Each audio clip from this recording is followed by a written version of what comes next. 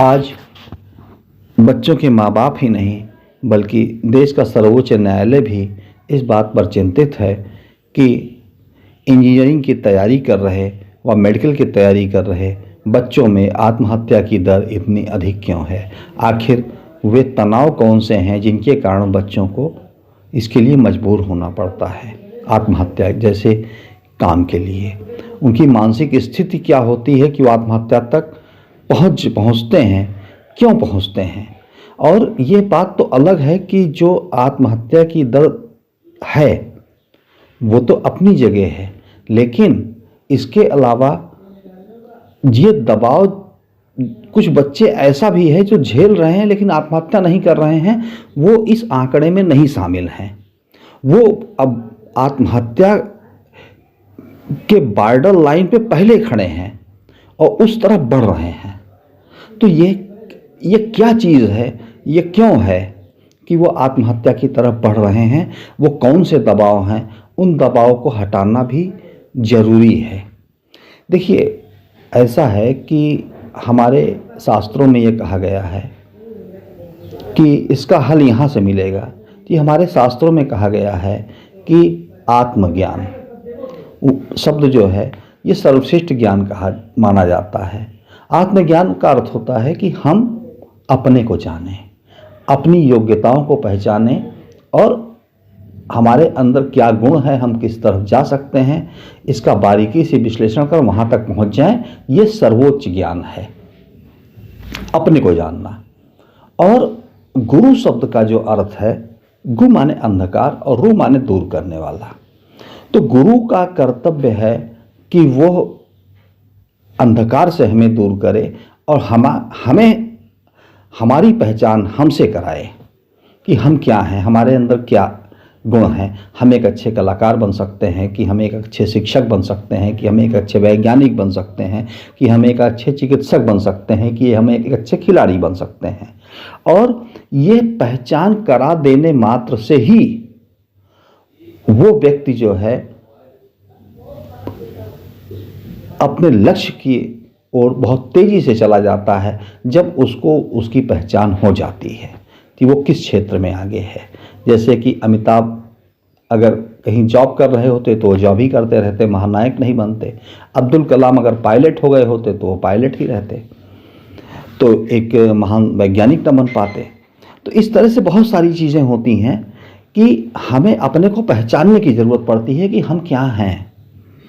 तो ये काम जो है शिक्षक का होता है, ये काम माता पिता का होता है, उस स्वयं बच्चे का होता है। लेकिन आज क्या है कि आज हम जब भौतिकवादी जगत में केवल पैसे के पीछे भाग रहे हैं कि पैसे कमाने हैं, कौन सा रेप्यूटेड पोस्ट है, कहाँ से ज़्यादा पैसा कमाया जा सकता है, बड़े बड़े फ्लैट किस सर्विस से खरीदे जा सकते हैं। और हम क्या कर रहे हैं, हम अपने बच्चों को पहचान नहीं पा रहे हैं, पहचानने की कोशिश नहीं कर रहे हैं। उनको ऊंची ऊंची बिल्डिंग दिखा दे रहे हैं कि देखो ये बिल्डिंग इनकी है, ये बिल्डिंग इनकी है, तुमको भी इस पोस्ट को हासिल करना है, तुमको भी ये बिल्डिंग बनानी है। तो अब हम ये नहीं देख रहे हैं कि हमारा बच्चा किस तरफ जाना चाहता है। उसको फोटोग्राफी में रुचि है, ये किस में रुचि है, वो किस तरफ जाना चाहता है, संगीत के क्षेत्र में, किस क्षेत्र में। तो हम इस चीज़ पे नहीं, हमने बस देखा कि पद, यश और सम्मान और धन जिस तरफ हो, हम बच्चे को उसी तरफ एक सांचे में जैसे लोहा पिघलाया जाता है उसको उसमें डाल देते हैं। तो अब इस तरह से करने से क्या है कि अगर वो बच्चा ये नहीं समझ पाता कि हम किस लिए बने हैं, और अगर उसकी रुचि का काम उसको मिल जाएगा तो उसके ऊपर कभी दबाव नहीं बनेगा। अगर अब्दुल कलाम के टेम्परामेंट का बच्चा होगा और हमने पहचान दिया, अगर उसको हमने साइंस या इंजीनियरिंग के क्षेत्र में भेजा तो वो रात दिन पढ़ेगा उस बिना किसी दबाव बने। लेकिन अगर हमने किसी साहित्यकार को जिसके अंदर साहित्यिक गुण है, कवि है, तो अगर उसको हमने भेज दिया साइंस पढ़ने के लिए, इंजीनियरिंग पढ़ने के लिए, तो वो ज़रूर तनावग्रस्त हो जाएगा। तो देखिए, ऐसा है कि हम अपने बच्चों के माता पिता हैं, हम अपने बच्चों को देखें कि हमारे बच्चे क्या कर सकते हैं, क्या उनके अंदर गुण है, उनको हम उस तरफ ले जाएं। उनको देख करके, उनकी दशा और दिशा को देख करके हम उनके करियर का निर्धारण करें, बल्कि वो लालच व लोभ व पद या यश जो हमारे दिमाग में भरा हुआ है उसको देख करके उस ओर अपने बच्चों को न ढालने की कोशिश करें। बल्कि बच्चे को देखें और बच्चे के गुणों को जो है, गुण जिस तरफ जा रहे हो, बच्चे की सोच जिस तरफ जा रही हो, उस बच्चे की रुचि जिसमें हो, उस तरफ हम बच्चे को आगे बढ़ाएं, ना कि एक लक्ष्य बना लें और बच्चे को जबरन उस तरफ नियोजित कर दें।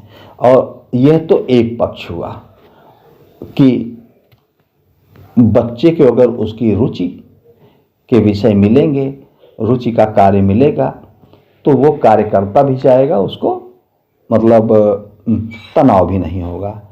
जवाहरलाल नेहरू ने कहा था कि अगर तुम किसी कार्य को करते हुए थकना नहीं चाहते हो तो अपने कार्य को ही अपना सर्वश्रेष्ठ मनोरंजन बना लो। तो जो बनाने की कोशिश करते हैं बच्चे, लेकिन अगर किसी का टेम्परामेंट बिल्कुल हट करके है इंजीनियरिंग से या मेडिकल से, तो ऐसी दशा में वो उसको अपना सर्वोच्च मनोरंजन नहीं बना पाता है, और नहीं बना पाता है तो वो तनावग्रस्त हो जाता है।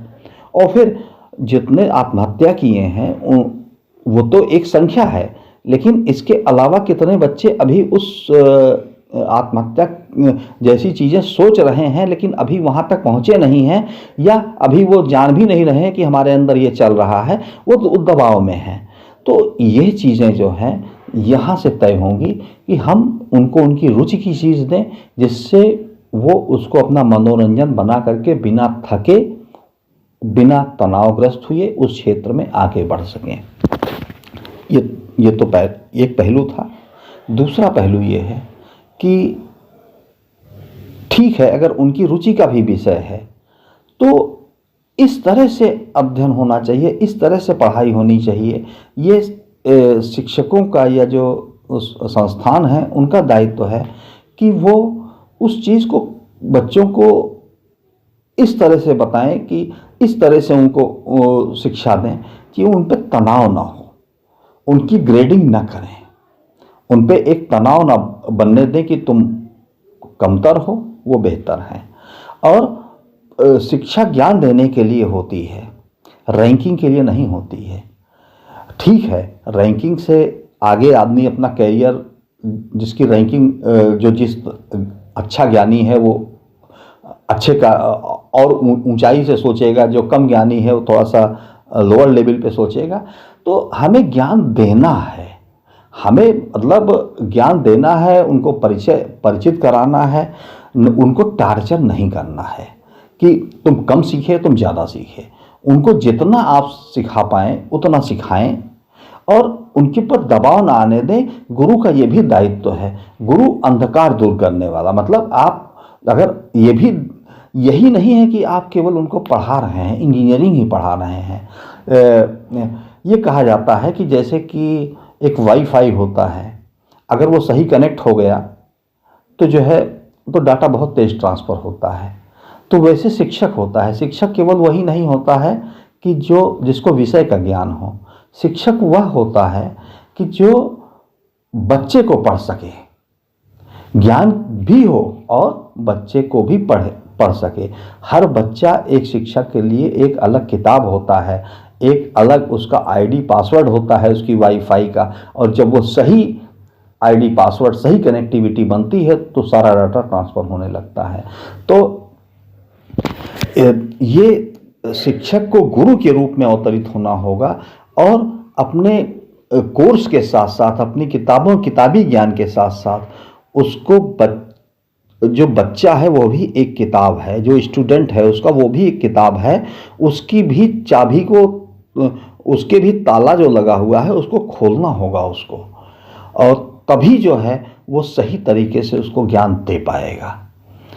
वो अपना ज्ञान उड़ेल करके ही क्लास में नहीं जाए, बल्कि वो सारे बच्चों के जो ब्रेन में जो ताले हैं उन तालों को भी अलग अलग पहचाने, अलग अलग लॉक है, उस लॉक को खोले और फिर उसको वहाँ जा करके जो है मतलब उनके ब्रेन तक उसको पहुँचाए, तो वो शिक्षक है। और अगर शिक्षा में इस तरह से जो है मतलब एक टेम्परामेंट, एक सोच लेकर के शिक्षक भी चलेंगे, तो वो बच्चे के दिमाग को पढ़ पाएंगे, बच्चे के मन मस्तिष्क को, मन स्थिति को पढ़ पाएंगे, और तभी वो उनमें डाटा ट्रांसफ़र कर पाएंगे कि इसकी कैपेसिटी कितनी, किस तरह से इसमें डाटा ट्रांसफ़र करना है।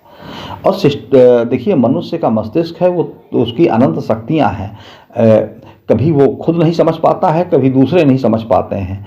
तो यहाँ पे बच्चों को भी अपनी योग्यताओं को, गुणों को समझाना है, उनको मोटिवेट करना है, और दूसरा उन तक ज्ञान भी पहुँचाना है। तो ये दुरूह कार्य शिक्षक को करना है, और इसके लिए एक विशेष जो है मतलब तरह से मतलब शिक्षक को तैयार होना है, एक विशेष कार्य करना है शिक्षक को।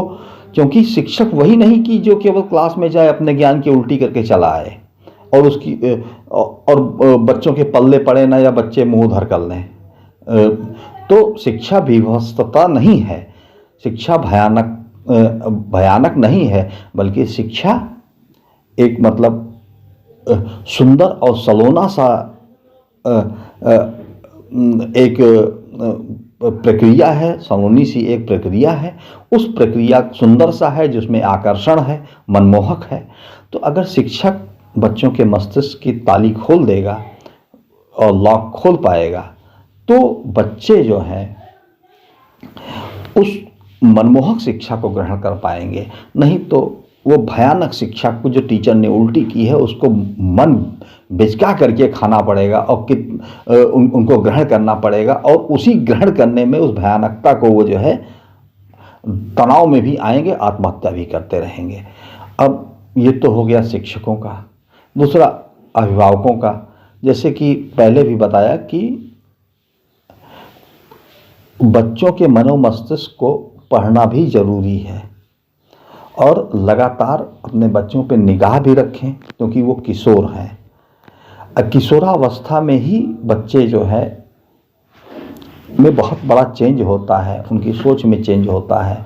तो ऐसी दशा में माँ बाप को सतत निगाह रखनी पड़ेगी कि हमारा बच्चा किस दिशा में जा रहा है। उसके मन को पढ़ना होगा, उसके दोस्त के रूप में पढ़ना होगा, और माता पिता और गुरु को ऐसा व्यवहार रखना है कि बच्चे अपनी सारी समस्या उससे कह सकें। और होता क्या है कि माता पिता गुरु कभी कभी इतने डरावने हो जाते हैं कि बच्चे उनसे बात करने में डरते हैं कि अगर इनको उन्होंने बता दिया तो फिर ये, तो ऐसे में वो अपने जो दोस्त हैं, अपने मतलब अन्य लोग हैं, उनसे राय मशवरा लेने लगते हैं, और उसी में जो है परेशान होते हैं, गलत मशवरा मिल जाता है, लोग मिसगाइड करते हैं। तो माता पिता व गुरु तीनों का ये दायित्व है कि वो बच्चों को एक फ्रेंडली एटमॉस्फेयर दें, कि जिससे बच्चे अपनी सारी निजी चीज़ें, सारी समस्याएं, मन की स्थिति पूरी तरह से खिड़की खोल दें बच्चे, और जो है माँ बाप उसको देख करके जहाँ पे वो पाएँ कि कुछ यहाँ पे सुधार की ज़रूरत है, उसको सुधार कर सकें, उनको समझा सकें। लेकिन उस बच्चों के मन की खिड़की को खोलने के लिए आपको अपना डरावना चेहरा हटाना पड़ेगा, उनसे एक फ्रेंडली रिलेशन रखना पड़ेगा। तभी आप जो है मतलब उनको जो है पढ़ पाएंगे, समझ पाएंगे, और उनकी समस्याओं को हल भी कर पाएंगे। नहीं तो वो आपके सामने खिड़की बंद रखेंगे और समाज के लोगों से मिसगाइड होते रहेंगे, और आप तीनों के अलावा, माता पिता और गुरु के अलावा, कौन चाहता है कि ये बच्चा आगे बढ़े? तो वो तो गलत रास्ता ही दिखाएगा। तो इसलिए इस चीज़ पे विशेष ध्यान रखिए। और समस्या तो जटिल है, और हम ये भी चाहते हैं कि भाई सरकार भी इस तरह से करे, आप लोग भी इस तरह से कुछ सोचिए, विचारिए कि ये जो बच्चों में आत्महत्या की दर है वो कम हो, उनका दबाव कम हो, प्रेशर कम हो, क्या होना चाहिए। इस पे शिक्षाविदों से लेकर के मनोविज्ञानियों तक को आगे आना चाहिए कि किस तरह से जो है मतलब इस समस्या से निपटा जाए, क्योंकि ये बहुत गंभीर समस्या है। हमें ज्ञान भी प्राप्त करना है और ज्ञान भी प्राप्त करना है, चंद्रमा पे भी जाना है। और अब लेकिन ऐसा है कि उस चंद्रमा उस ज्ञान को प्राप्त करने के चक्कर में अपने योग्य बच्चों को हम खोते ना जाएं। इस तरह से उनको दबाव तनाव में मत रखें। हम अब्दुल कलाम तैयार करें, हम प्रेशर लेकर के एक प्रेशर से वशिष्ठ नारायण सिंह जैसे वो सिजोफ्रेनिया के मरीज हो गए थे, बहुत बड़े मैथमेटिशियन थे, विश्व में नाम किया था। आइंस्टीन की सापेक्षिता थ्योरी को उन्होंने चैलेंज किया था, वशिष्ठ नारायण सिंह ने। तो उनकी तरह हमारे बच्चे जो है सिजोफ्रेनिया के पेशेंट ना बन जाएं, इस चीज़ पे हमें बहुत ध्यान रखना है। क्योंकि जो बच्चे तेज होते हैं, जो मिसाइल तेज होती है, वो ज़रा सा एंगल मूव करने पे वो 100 किलोमीटर दूर गिरती है जा कर के। तो इसलिए उसके एंगल पे विशेष ध्यान रखना है। और तो इस पे सरकार से लेकर के, न्यायालय से लेकर के और जनता, शिक्षाविद, सबको सोचना होगा और ये संकल्प भी लेना होगा कि हम आगे से कुछ ऐसा करें जल्दी से जल्दी कि जिससे कि हमारे बच्चे आत्महत्या तक न पहुँचें। बल्कि आत्महत्या क्या, मतलब उनके ऊपर तनाव भी ना हो, मतलब शिक्षा एक मनमोहक बने, एक भयानक रूप न धारण करे। और भौतिकता से बचाते हुए अपने बच्चों को जो है हम वास्तविक ज्ञान है उसको दें, एक मनमोहक ज्ञान दें, एक सुंदर ज्ञान दें। धन्यवाद।